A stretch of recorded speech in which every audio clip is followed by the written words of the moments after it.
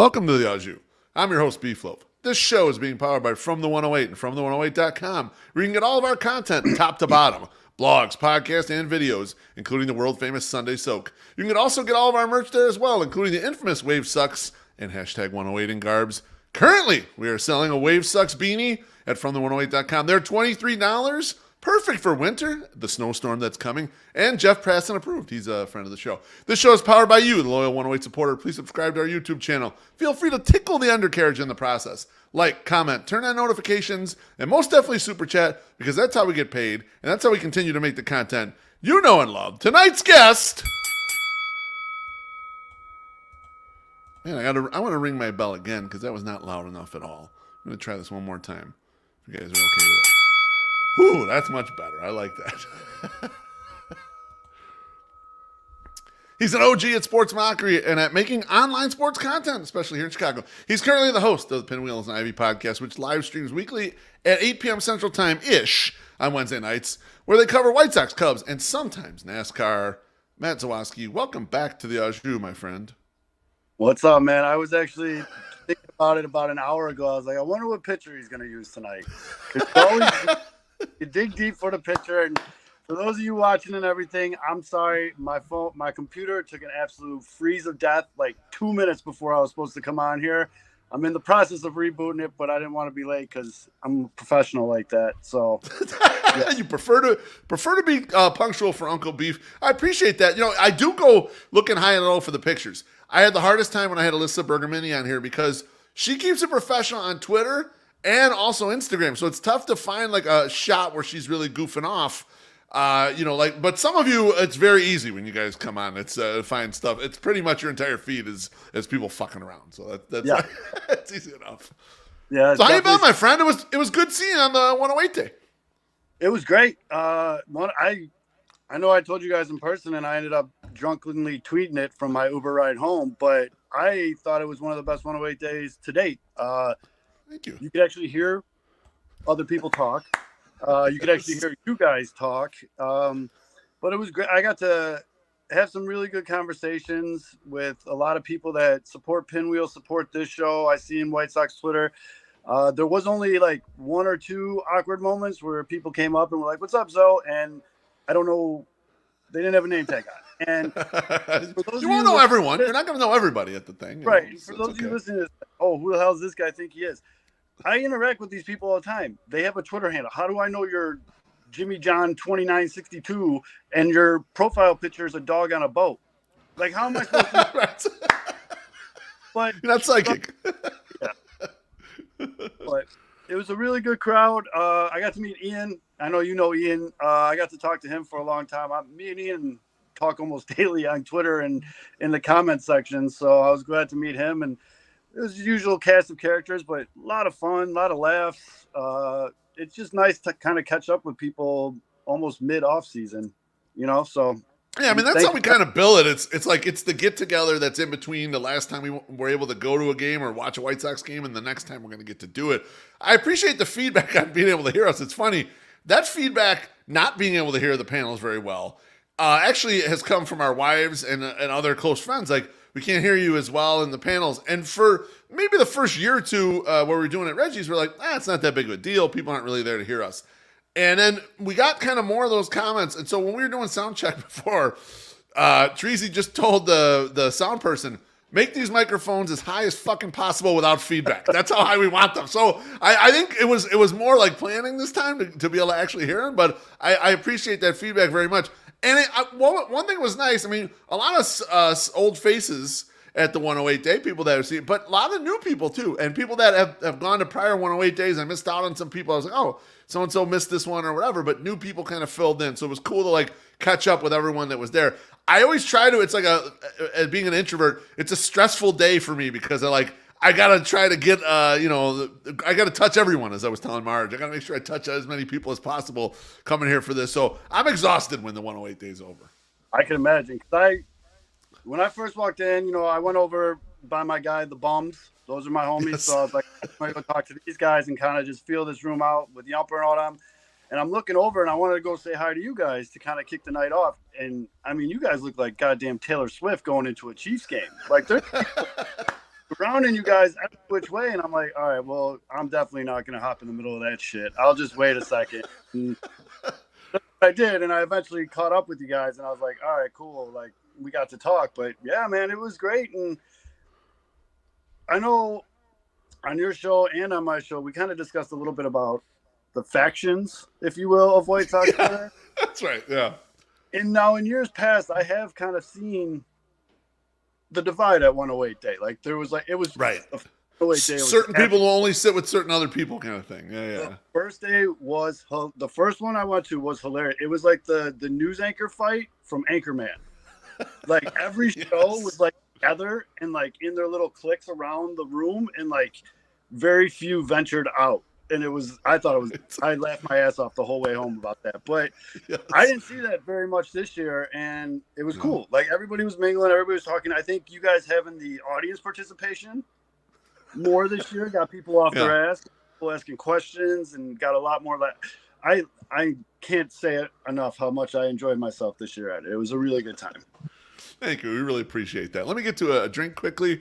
Drew Boak says, cheers to two White Sox Twitter legends. Yeah, it's only because we're old, but yes, thank you. Appreciate it. Yeah. We're only legends because we're still here. We're hanging around long enough. That was one of the, I think that was one of the questions. Like, oh, how many podcasts are going to die? I'm like, not many, because there's not many of us left. That's what it is. There's not too many people here left. All right, real quick, Beef, you go ahead. I'm going to switch over. Beautiful. Yeah, switch over to the computer. Let's do it. All right, Zoe's leaving me for a minute. But yeah, we appreciate everyone coming out for 108 Day. And one of the things I appreciate most was people coming up, saying hi, and giving us feedback just in general about this stuff, about the things that we do here. So there he is. Look at that. Now you're back. Now you got the full setup and everything. Yeah, now it looks like it's almost like you're I like your background because it's a little scary almost. And I used to do a background like that. Mrs. Beef told me, don't do that anymore. She's like, you get a ring light on you and you'll be a little brighter. You know? It's funny you bring that up because the first, so it's no secret. Everybody knows. My basement flooded in my knees. I redid the whole basement. The whole house was fucking chaos for months, and it just finished I literally just finished last week. So my office became a storage closet.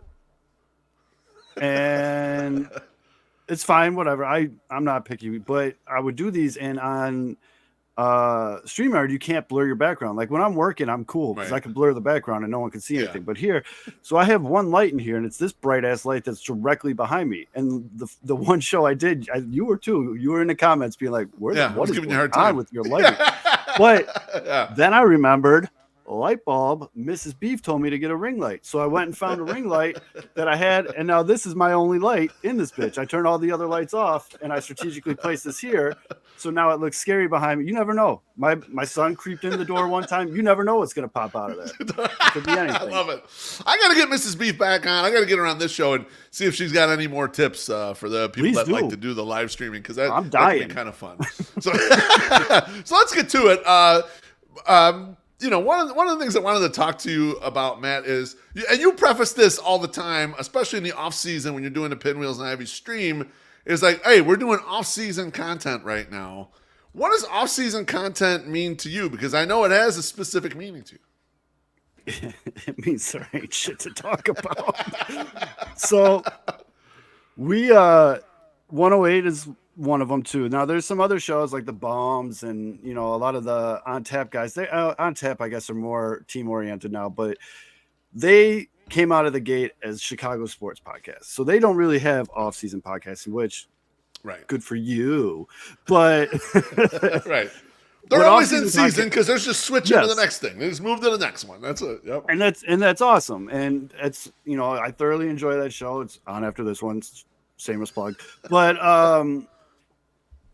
a lot of us that are pigeonholed ourselves into one sport, there's an off season, and especially baseball's off season where you get the winter meetings right away, and then it's like, okay, hopefully something cool happens there, and then like it lingers, and you don't really know what you're gonna fill, and especially, and I know we're gonna get to, and I don't want to like bury the lead here, but when your team's dog shit, and you just pray that before your once a week show, something happened. Martin Maldonado's not going to fill an hour, folks.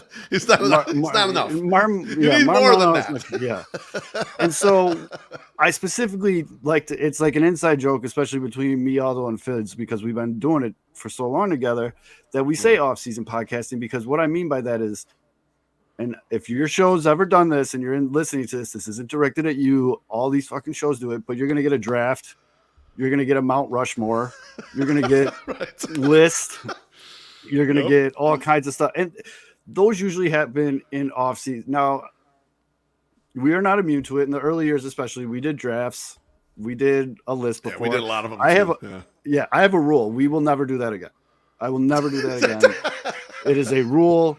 Fids and no, not really Aldo, but Fids and Mitch have pitched oh, we should draft this. And I'm like, no, we're not doing drafts. I'd rather sit there and I don't even remember what we talked about on Friday, but it was nothing.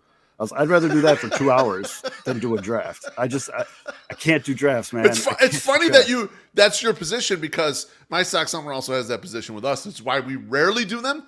We only do them when we have a great concept, something where we're like, okay, this is really good and no one else is doing this. We'll do this thing. We're not going to pick a random, pick a list of 20 things. It's always got to be something real weird and outside the box, otherwise we won't do it, because he hates doing them. He hates doing drafts, but you're right. Mount Rushmore's list of sorts. Listen, that's kind of what it is. There's 2 shows that do drafts that the Barstool Chicago guys do great drafts, and they get great guests every week.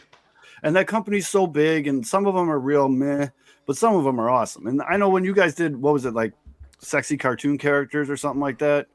Most fuckable cartoon characters. Yeah, so we did most fuckable. You guys did fuckable. They did sexy. We did it a year before. But Dave held true to his biases on that, and he didn't pick Nala in either one. He didn't pick Nala in the one with us a year plus ago, or the one they just did. Those dudes do really good, and if you want more hyper local, especially White Sox Twitter community, I know Brian has the Drafty Pod, which I'm going to be on January 16th, and that show's good. Plugs, I love it. Those are more what you're getting into. Okay, if you're watching the Drafty show, you're gonna watch a draft, and you're mainly there for the guests and all that stuff. If you turn on Pinwheels and Ivy, and we're gonna be talking about Sam's on that show too, and we're gonna talk about baseball, and in the middle of it, I'm like, we're gonna draft our favorite hot dogs. Mitch, you're up first, and you're just gonna be like, what the fuck, man? Everybody does this shit, or sports movies. Whoa, I'm going to say What's this your movie. Favorite baseball movie?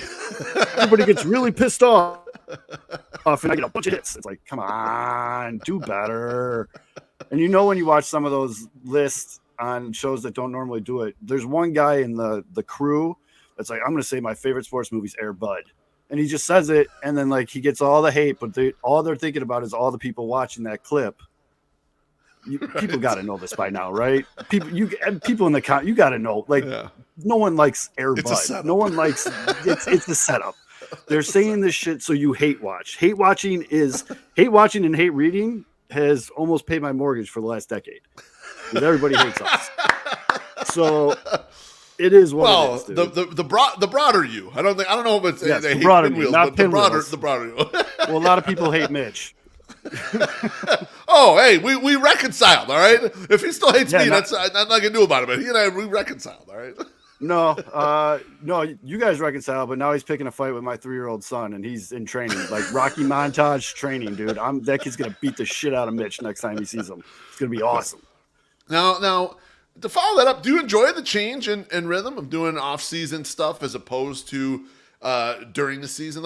You have your nose of things you will not do, and I know you guys almost run it I probably watch you guys more during the off season than during the regular season because we're ingesting games, and it's I think that's kind of how it goes, so if I'm free on Wednesday night, I watch you guys, but it's a off season's I was in my hot tub watching you guys the other night, and you're talking about all kinds of stuff and just letting the conversation roll wherever it's going to go. Board shorts, as you might imagine. But do you like the change up? You like the rhythm, the difference in it? I sometimes I do. I will say, just recency bias, we did the impromptu Friday night show, and I thought it sucked. I thought the show was terrible. And I know you know this too, where you do a show and you're done, and you're like, and it's that was terrible. Of course, yeah. The show went on for like 2.5 hours. I was half drunk, and I'm sitting back here like this, just like, yeah, this sucks. But whatever. Dude, right. I show up to 108 Day on Saturday, and 6-7 people were like, that show on Friday was hilarious. Like, that show was awesome. I'm like, well, screw everything I know then, because I'm just going to get up here and just talk. And I do like the offseason this, though, because during the season, like you said, people are doing a lot of other things, and it's hard to ingest everything. And I know you might feel the same way. White Sox Dave actually said it on your show years ago on 108, and it stuck with me, and I get it. When you do a White Sox show, it's hard to listen to other White Sox shows, because then you hear these opinions and you go on your show and you have that in the back of your mind, and you don't want to say the same thing the other guy said, but if you agree with it, you don't want to go against what you think. It makes shit more complicated. Yeah. So I try to watch everyone's show. You know that. I think everybody knows now. Yes. I try to, people, you support the people that support you. And you check in with everybody, right? It is hard but in the off season, I'll watch everybody's show, because ain't nobody talking about the same thing. Right. Again, Martin Maldonado is probably good for about 10 minutes. And so you watch the rest of the shows and people are goofing around. This is when I think you really get to see people's personalities. You know what I mean? Like, even young Padawag, young Mitch is coming out of his shell and talking shit to me and like all this other stuff. And that's great. And I love it. And it's good. And he's only going to be better for it. And like, look at, I can see in the comments, people put money on my kid. Smart bet. But it's just Martine. I'm sorry. But yes, it's just, that's why I kind of like off-season podcasting. And also it's kind of where you separate the men from the boys, because there's not a lot of people that can get on here and talk about 10 minutes of their specialized topic and then fill 50 minutes with other stuff. You know what I mean? At least and keep you engaged. Yes. And keep people engaged. Yes. Keep people engaged. Keep people interested. I totally agree with that. Let me get to a few drinks here.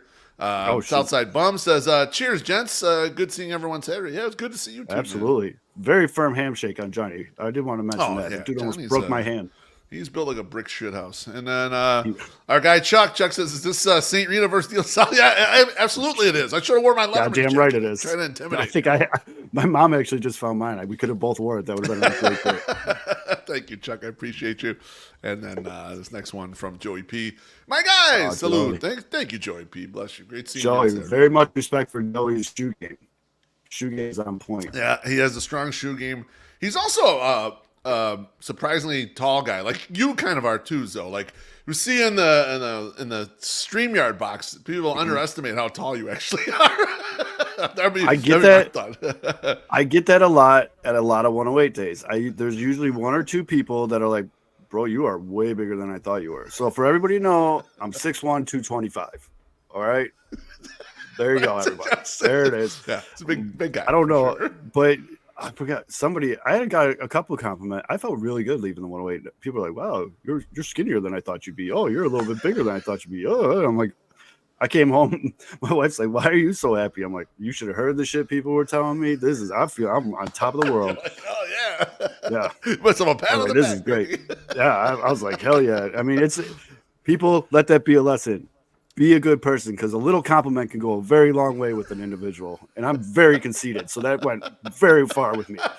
You just have a positive outlook of yourself, not conceited. I want to jump off the point you were just making there about. Mm-hmm. I love off-season content, and I agree with you. At least for 108, a portion of our show is always kind of bullshit anyway, and it's built exactly that way. So we're always doing something that isn't just the Sox. But for the Sox stuff, it's wide open, baby. There's just so much you can do. And so like I always think of it as like it's good because it gives you an outlet to do some other shit that isn't just, well, we had a week's worth of games. We got to encapsulate what happened in that last week, and then we got to figure out what's the long-term outlook. And that's kind of what every show is during the season, right? You mix it up because things happen and different types of things happen. But really, they're all a repetitive version of, here's what we just saw. Here's the opponent coming up. Here's the long-term outlook for the team. And that's kind of like what Joey's packing into. In the offseason, you got a lot more room to do shit. Like you and I wrote a blog last year, and you were the first time you were on this show. We talked about guys' vibes for 30 minutes. Like, it's just like, I don't know what that is exactly, but exactly. Nope. You came out here, you had shit on people's vibes. It's like, yeah, these are the types of things you can do in the offseason and really have some fun with. Mm-hmm. last question on offseason kind of. Do you ever think about just taking an extended break during the offseason? No days off, man. So, one of the things that I've learned in my decade plus of just doing this in some form or fashion, if you miss a week or you miss 2 weeks, Missy, you might want to cover your ears. It's hard to come back, man. We live in a world now where people know what's in front of their face. And if you're not in front of their face for a long time, you become kind of an afterthought, and it's hard to earn those people back. And that's the royal we, people who do shows like this, work extremely hard to gain that audience and get those regulars. Because I know and I know we both have people that are in our comments every week, no matter what, and we love those people for it. And absolutely, we don't keep going if it wasn't for those people. Because believe me, the first couple shows where we had like comment section, like I think it was when StreamYard went live or whatever. Yeah, it was tumbleweed, man, and it's hard because you're like super pumped. You're like, all right, comments, I could be interactive, and then it's like a couple people. I think my mom jumped in, and I got like a mercy high, and like she like made up a screen name that was bad. But you got to you got to stay in front of people. That's always been my biggest advice to people when they're like, oh, do you got any tips? And we talked about that last show, so we don't need to go down that road. But one of the biggest things is once you get going and you start going, you got to keep going. And that's where off-season podcasting happens. And I love the pregame, ladies. Yeah, exactly. Pregame show catching strays. Only for the amount it's on. When it's actually on, people mostly love it. So take it easy there. You know what? I agree with you 100%. So like, your point is valid because every year when we have our annual meeting, which is usually just the three of us getting trashed, me, my sex, and Treasy, but we do talk about important things for the upcoming year. My first question is, you guys sure you still want to do this? Because it is a big commitment. We have that talk, yes. It's like because there is always at least a little doubt in my mind, like, do I still want to roll out and do this? Because it's going to be 45 to 50 108 podcasts. Now I have this one. I did 38 of these last year. It's going to be the tweeting. It's going to be live shows. It's going to be, playbacks when we're on guesting on other people. So it's a lot of stuff. You better just be prepared to be ready to go. And if someone asks, and generally I know you're like this, I'm probably not as good as you because sometimes if I'm busy with work, I'm like, bro, I'm sorry, I can't come on. But like, going on other people's stuff too. I was going to Vegas too. It was the day before Vegas. I was like, I got to get some shit done, man.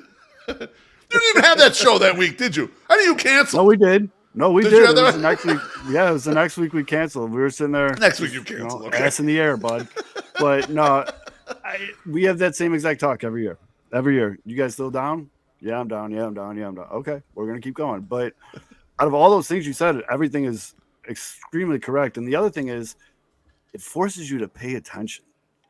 Especially you gotta be on Twitter. You gotta be, and I know me and you, we like that stuff. You know what I mean? Yeah. But like, it's like you have to, because if you miss something, or if you're trying to fill a 2-hour show with off-season content, that's when you need to like see what's going on. And one thing that I've always pride myself on, especially in this White Sox Twitter community, is, I know all the shows and I've seen all the shows and I've watched all the shows, some more than others. And so I like to help people out with that just because, like I said, I have a decade plus experience doing this. So when people ask, I want to be able to give them accurate feedback. But like I told you, I never watch people's first shows because they're always fucking terrible.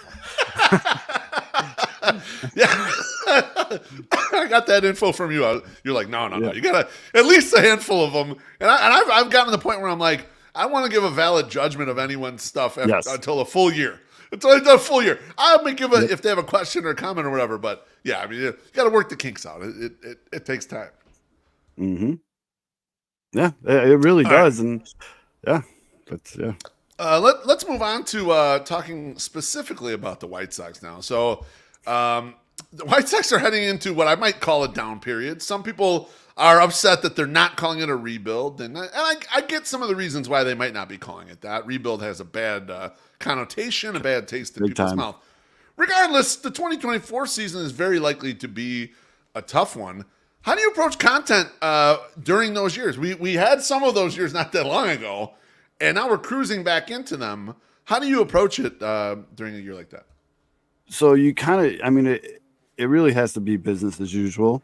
I mean, you can't really diverge off the path that's gotten to you where you're at. But when things are rosy, it's great because everybody wants to talk about a winner. I think I saw it was Missy that was like, oh, the guys that coming to my work were in a really shitty mood this week, where last week they were in a great mood. That's because the Bears won last week and they didn't win this week. And that goes for this whole city and the people watching it. When the White Sox are winning, the comment section's all great, blah, blah, blah, blah, blah. And when they're shitty, you do your thing and people are like, wow, I can't believe this team's winning 40 games. What's fun? And you're like, it's cool though. If people need to vent, come to my show to vent. I'll take that view. I'll take that click. Come to my show. And one of the things that I try to do when the team is bad is to not beat that drum too often. We all know they're bad. We get it. Right. Everybody that's watching your show watches baseball.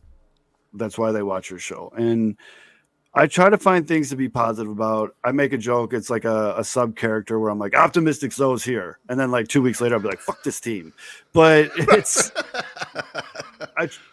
I try to find an angle in which it could be a little bit lighthearted. Like, oh, check out this cool stat I found about Andrew Vaughn on Saturdays when the moon is in a crescent mode. And like, it's just, it is. It really is. And that also comes with one of the luxuries we do have with our show is that we have two teams. Right. So I'm really hoping the Cubs fucking do something this offseason because that's what I was going to ask you. I think this past year there was probably a month block where I did not listen to you guys at all, and the reason was because the Sox sucked and the Cubs were running hot, and I'm like, it's going to affect my mood if I have to listen to how good the Cubs are doing while the Sox suck. It's okay that it exists out there. But tuning in to listen to it is going to affect me. I can't do it. That's why I've been listening more in the offseason. Like, I don't want to hear that shit. You find yourself pivoting more to whatever team is doing better. So what I try to do, and I fail at this, Beef. I fail. I try to do it, but I fail. I try to switch up each week on what team we start out with. But it's tough because if we start Cubs, then I lose my Sox audience, and it's hard to get them to come back. And if I start out Sox, then the Cubs people. But as Fids just mentioned in the comments, it usually is. It does end up 65-35 White Sox. Okay. Now, that might change in this upcoming season, though, because of Fids' hard work, because of all those hard work, building up their own personal followings on Twitter, where now if you watch our show in the comment section, there is more of a Cubs presence. It's not all White Sox Twitter anymore. Which allows me to be like, okay, we need to get into this too. And it's really, really hoping they sign like Bellinger or someone because some of our higher rated shows are those like breaking news shows or shows where something goes on. And especially this year, we've definitely made strides in relationships with people in Cubs Twitter. Now, Cubs Twitter to me is a completely different beast than White Sox Twitter. It really is. There's two different vibes, two different engagements, two different. Yeah. It's not as personable. It doesn't feel as much as a community now. That's not a knock. The headline here isn't so hits the Cubs Twitter. It doesn't feel like there's no 108 day in the Cubs side of things. Let's put it that way. You know what I mean? Like. It's just it's a different ball game too. Like they're much more covered by the local media than the White Sox are. They're not like an afterthought. I mean that's why the White Sox podcasts do pretty well is because there's not the coverage. If the White Sox fan wants to hear it, they're clicking around the podcast to get the information. No, and it's true, and and I'm trying to explain it. It's hard. I guess it's. For me to not be able to put something in words means it's really hard for me to explain. My limited interactions, like the people I follow back are like other content makers on that side. So like like Danny Rocket and and Evan Altman and some of those people, and like so I kind of only get about that perspective, and then obviously all doing Fids and everybody. So I only get that perspective, which is a very lucid, and some of it is very, like Danny and the other guy, what's Bleacher Jeff, and some of those guys, they are season ticket holders like me and the boys are, and so they have a rabid fandom, but it's also very lucid. I'm not getting the common Cub fan, so I don't hear what comes through from them. Yes. I didn't see it, but Fitz told me that Danny got himself in a little bit of Twitter trouble. He went off really? a little bit. He had to put himself in Twitter timeout. I didn't see that. I don't know. But one of the other ones that we there's an account called Cub Zone, huge Twitter following. And they're in our comments all the time. Fitz has really built a relationship with the owner of that account. Like, that's what I mean. Like, Fitz and Aldo have been putting in that work to build up the Cubs side of the Pinwheels and Ivy. And I can't tell you how much I appreciate it. And that's the team effort. And I know, like, you guys on the 108, you guys kind of all have your roles and you guys go out there and try to do it. And some things are spoken, some things are unspoken.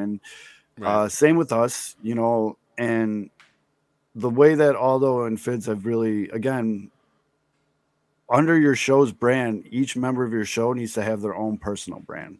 Correct. Yes, that's right. It's important. It's very important. And what I'm seeing is those guys building their own personal brands up, and I love to see it. Now, if you need a blueprint on that, and I know some people get a little touchy about that.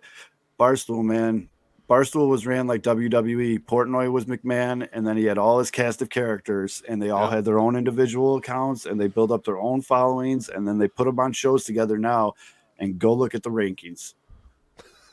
It's, I mean, it's there, dude. It's just, I wish it was as easy as what I just said, but like, it's there, and that's what you need to do. Is just, if you're on a group show, which hopefully, for your all sake, it's not just one person because you won't last. But it's gonna be it's going to be brutal.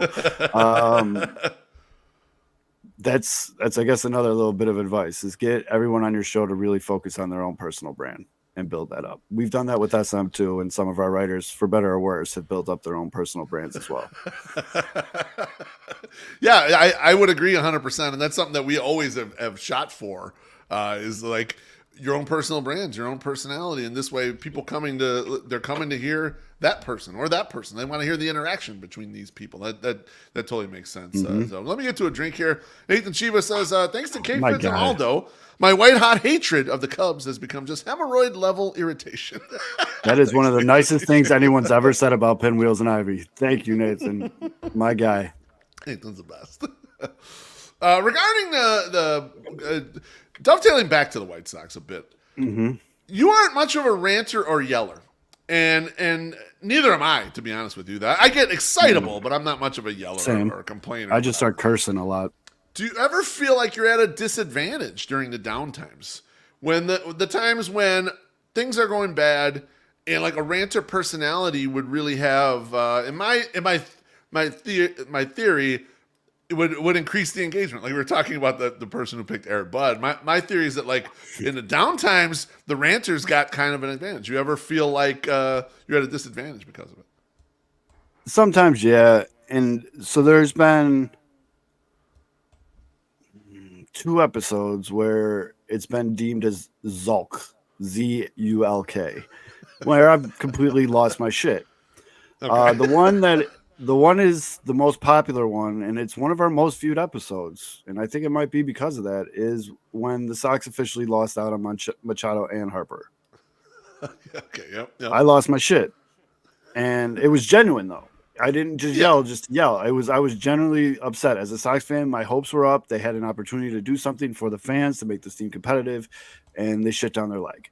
And the mic went on, the video came on, and I don't even know what happened. I know it's like cliche these days, but it was like, I don't know what happened. I blacked out. But you were like Frank the Tank. You're like Frank the Tank. Exactly. You blacked out. And then everyone's like, well, that was perfect. Exactly. And to this day, man, I've had people that I don't normally interact with being like, yo, when you lost it about Harper, that was hilarious. And I'm like, I guess that's what but to your, yeah, I could say that is a disadvantage. I'm not trying to encourage people to just start being mad for being mad. We said it on the first time I was here. Do not fake the funk, man. People will see right through that shit. But it's just not really my personality. It was back in the day, but like, I don't know. I'm older, wiser, I guess, but I'm just tired. I'm not a big screamer. Now, if something happens that really pisses me off, I'll lose it. I'll get upset. Yeah. But, no. Yeah, I always feel I have that where I'm not much of a screamer, yeller, complainer type person, although I do get animated about stuff, usually like non-consequential stuff. But also I have the problem that I'm glass half full generally. And so I'm always looking like, how could this get better? How could this improve? Just because that's my normal mentality. So I don't spend a lot of time wallowing in, oh, this is terrible. And I sometimes I feel like, man, that hurts. I should probably wallow in a little more, just so the audience knows that, yes, this hurts me as well. This fucking sucks. But, I usually try to laugh my way out of it or figure out, oh, maybe, well, this could go right for us, that sort of thing. And then, but on the other side of that coin, I think it's almost alluring to people that we aren't those guys. Yeah, you can go to a lot of different shows and listen to people talk about how this team is terrible and it's got a shit owner and blah blah blah blah blah. Or if you don't want to feel that way for a little bit, maybe you watch guys that are just like, hey, this kid could have a good year, or maybe we got this cooking in the minor leagues and all this other stuff. And it's just, I guess it's like food, man. You like what you like. That's true. I think you're right about that. Let me get to one more drink here. Our guy Singer of Sock says, New York strip steak and Uncle Bud's. That's your guys, Uncle Bud's. Yeah, thank me later. Salute. No free ads, he says. Well, for $4.99, any ad ends up going through here. So thank you, Singer. Appreciate thank you, bud. But no, it is a pretty damn good sandwich. Just throwing that out there. Now, where's the address on Uncle Bud's? For those 9700 South Cicero. The old TCs for the OGs. Appreciate that. Let's last question in this section. Do you think it's a great time or terrible time to start a White Sox podcast? I guess you can say it's kind of like having a kid, man. There's no really good time. It happens, and you better get ready for it. If you're waiting for a great time, you're never going to get going. It's just, if you wait till like the White Sox make a deep playoff run, there's going to be 20 other people running behind you, and it's just, you're buried. If you're passionate about it, if you can articulate your thoughts, if you have a good team, if you're willing to put in the time, if you're willing to build a personal brand, if you're willing to interact with people and do all that stuff, then yeah, fuck it. Why not? We talked about it at length on the first time I was here. You got to find your avenue, man. You got to find your lane. And that to me is the hardest part about getting started. Yeah, I totally agree. Let's jump over to the White Sox quickly here. I'm trying to take everyone's temperature on Chris Getz because, and even at the 108 day, we were a panel of dissension where my Sox Summer and I are a little more open to what Chris Getz is doing. Chirizi and Josh Nelson are basically like, nah, we don't care. Fuck this. What do you think of Chris Getz's early moves so far? I wasn't thrilled about the hiring in general. I thought they should have went outside the organization like a lot of people did, right, and there's some other candidates. Yeah, for sure. Yeah. And I will say, and I said it on our show last week, that the Jeff Passan episode you guys just recently did, Jeff kind of blew my mind a little bit. And that doesn't happen very often anymore. But when the way he talked about giving Getz a break and like why it's not fair to blame the struggling system on him and blah, blah, blah, blah, blah. Very rarely, man, do I listen to a show and go, whoa, like that was heavy, dude. And that really was. And he has my benefit of the doubt until he doesn't. Now, I don't know what his rules of engagement are.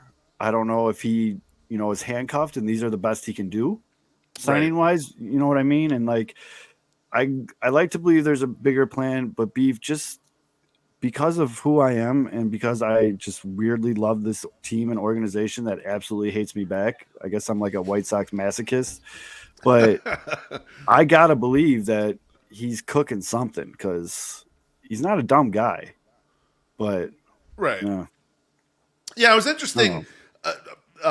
Jeff's point was basically, and for those who didn't watch that show, you should go watch that live stream. Jeff was great. Jeff stayed an hour with us, which was totally fucking awesome. But his point here was, if you think about the organizational rot, people complain about, Jerry Reinsdorf is stifling Kenny Williams and Rick Hahn from what they could do. think about that, but layered down several layers, and think about how tough it is to operate and do the things that you want to do. And so, his idea was like, there's that going on. There's also the developer of the director of development there is not picking the groceries. They're not the ones drafting the players either. Right. And so there's another kind of element to it.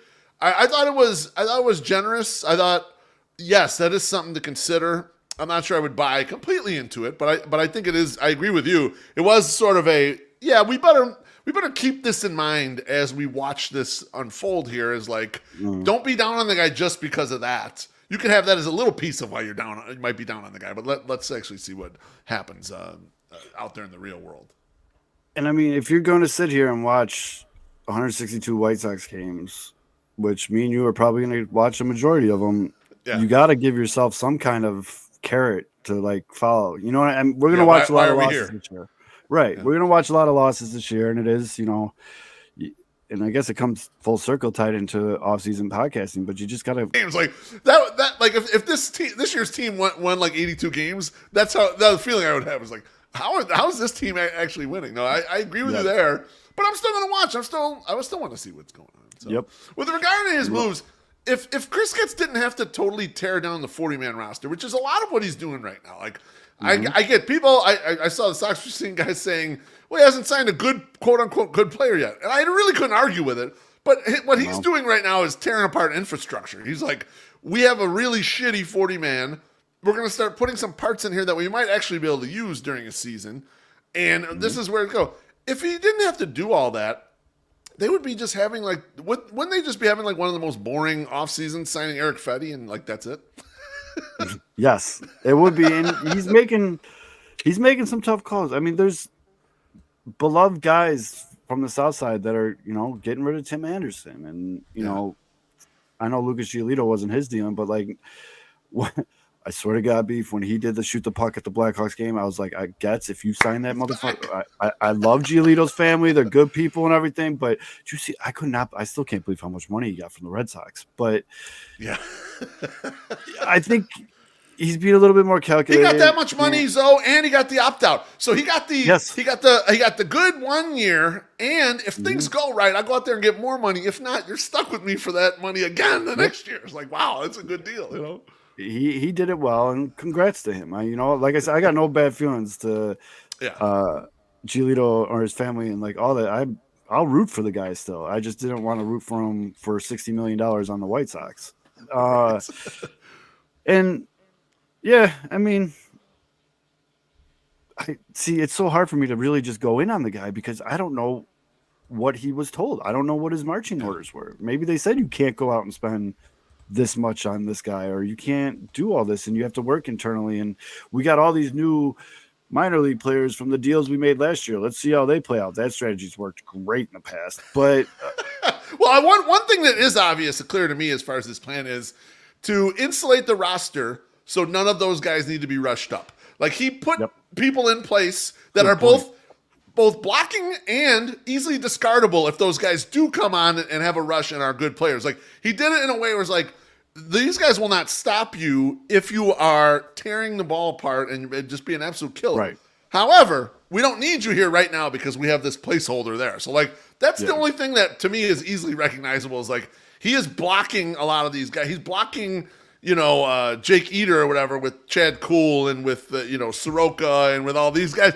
Because he's like, look, I ain't rushing these guys up here. Like they saw last year they were doing bullpen days every day in Charlotte, and he's like, okay, well at least we're gonna make sure the guys we really care about, they'll come here when they're ready, and that's it. Yeah, and I mean, I'm not overly concerned about Paul DeDong blocking Colson Montgomery.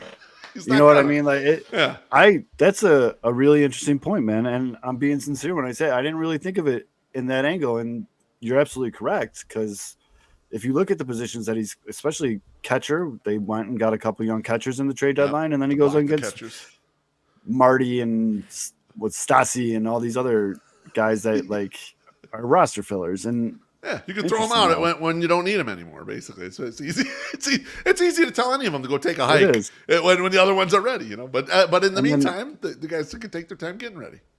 The other thing he did that I liked, and you brought this up actually in one of your blogs, is pitching depth. Now, do they have like, an unbelievable ace? No.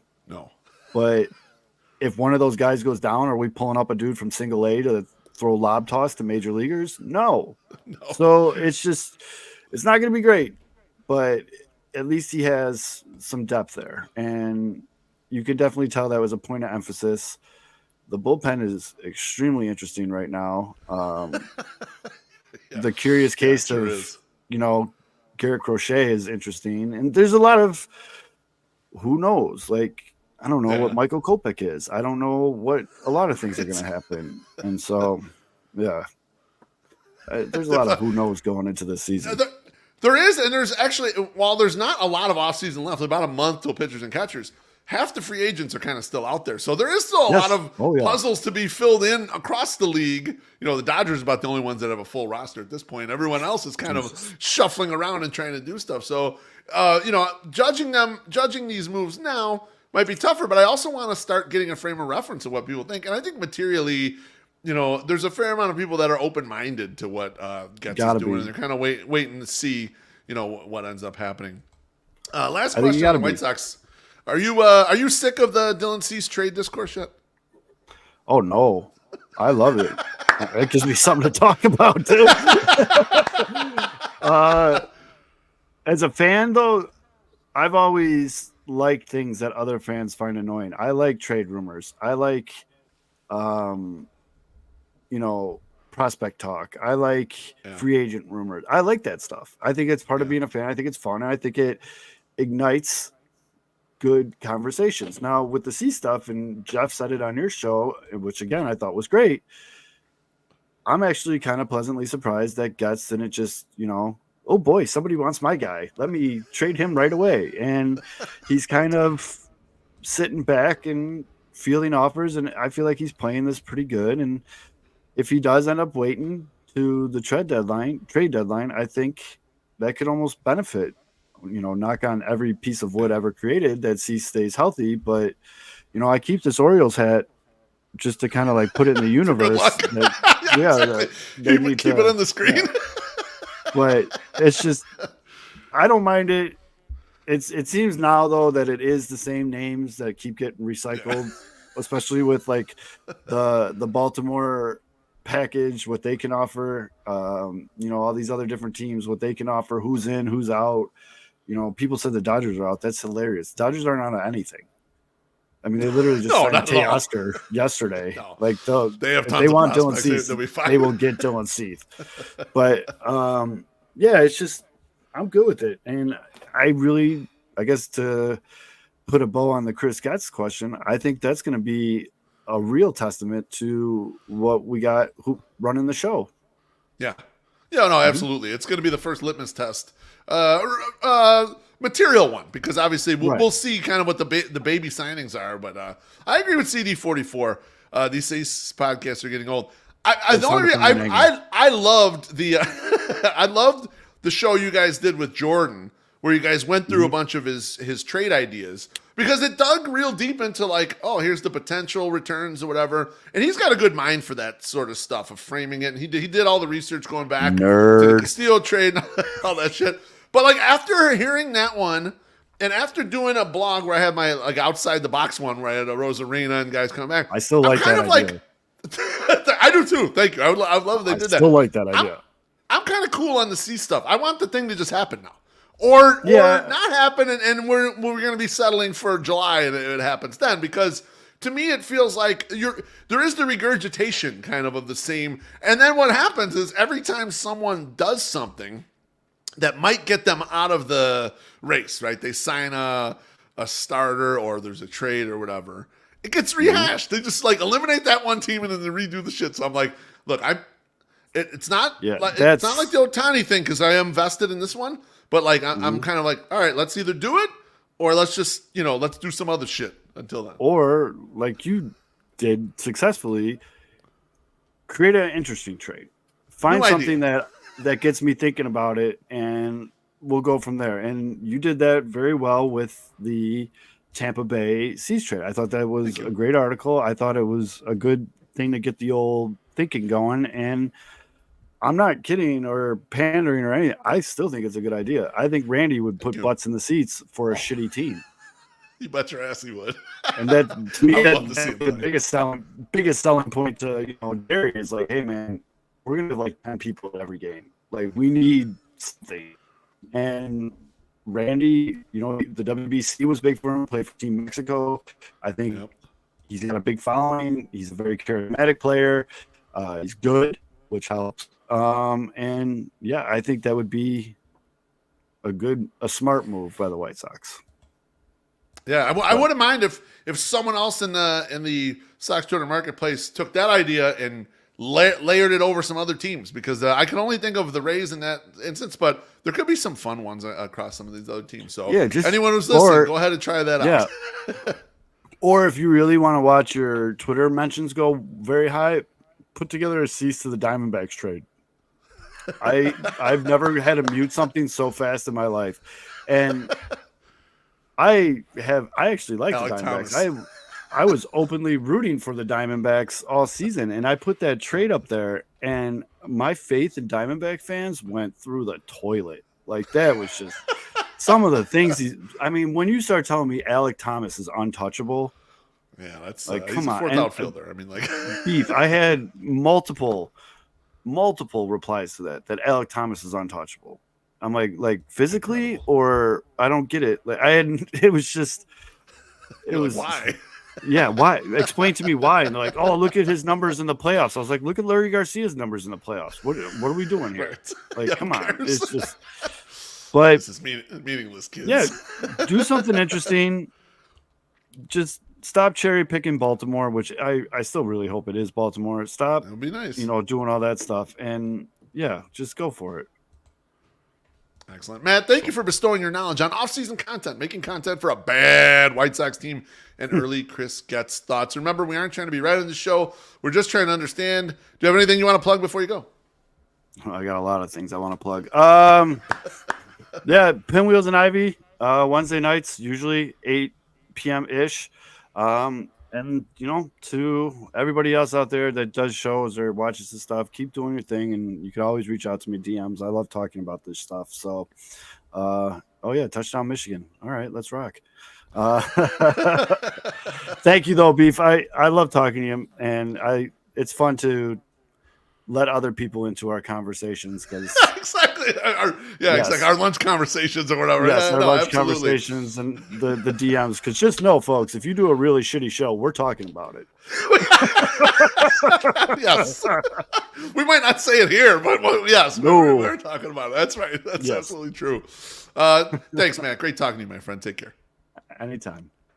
Bye-bye. That was Matt Zawaski. I love talking to Matt. I also love that he had technical difficulties and he was on his goddamn phone for a little while there. Next week's guest is nobody yet, but I'm going to make a prediction. I'm going to predict that the White Sox do trade Dylan Cease between now and next Monday. And if they do, I'll have Trezy on here and we'll break this motherfucker down.